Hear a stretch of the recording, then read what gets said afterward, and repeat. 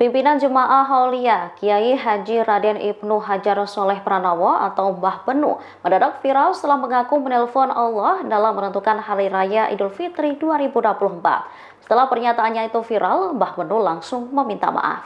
Diketahui Jemaah Haulia di Gunung Kidul, Yogyakarta telah melaksanakan sholat Idul Fitri pada Jumat 5 April 2024. Jemaah ini sudah melaksanakan lebaran lebih awal dibanding yang ditetapkan pemerintah. Mbah Benu sendiri mengatakan ditetapkannya lebaran jatuh pada hari Jumat 5 April itu berdasarkan keyakinan dari perjalanan spiritualnya. Mbah Benu kemudian membeberkan cara yang menentukan jatuhnya 1 Syawal 1445 Hijriah. Ia mengaku menelpon Allah untuk menanyakan Idul Fitri jatuh tanggal berapa.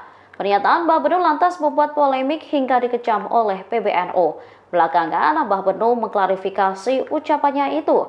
Menurutnya, sebenarnya apa yang disampaikannya itu adalah sebuah istilah. Bukan dalam arti sebenarnya bahwa dia menelpon Allah. Oleh karenanya, ia meminta maaf apabila pernyataannya telah menyinggung pihak lain. Hal senada juga disampaikan putra kelima Mbah Benu, Daud Mastein, yang mengatakan pernyataan sang ayah merupakan kiasan semata.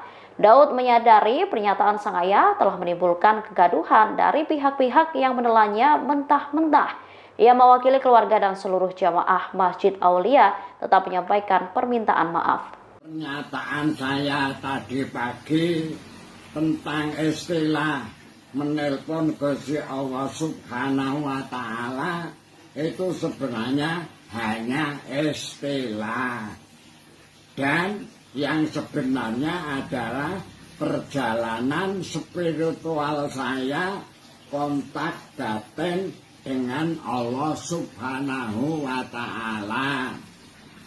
Apabila pernyataan saya yang menyinggung atau tidak berkenan, saya mohon maaf yang sebesar-besarnya kepada semua pihak. Terima kasih. Download Tribun X sekarang. Menghadirkan lokal menjadi Indonesia.